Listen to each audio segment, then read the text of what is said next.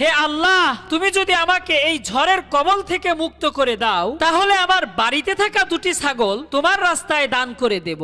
ঝড় হচ্ছে আর হচ্ছে, এরপরেও ঝড় থামছে না। তখন লোকটি আবার বলল, হে আল্লাহ, আমার বাড়িতে দুটি গরু আছে, সেখান থেকে সবচাইতে সুন্দর আর বড় গরুটা তোমার রাস্তায় দান করব। তবুও তুমি এই বিপদ থেকে মুক্তি দান করো, এবার ঝড়টা একটু থামাও। কিছুক্ষণ পর ঝড় থেমে গেল, লোকটি নিরাপদে বাড়িতে চলে গেল। দিন যায় রাত যায়, এভাবে অনেক দিন কেটে গেল, কিন্তু সেই লোকটি গরু অথবা ছাগল কোনোটাই আল্লাহর রাস্তায় দান করে না। তখন এলাকার লোকজন তাকে জিজ্ঞেস করলো, তোমার না আল্লাহর রাস্তায় ছাগল এবং গরু দান করার কথা ছিল?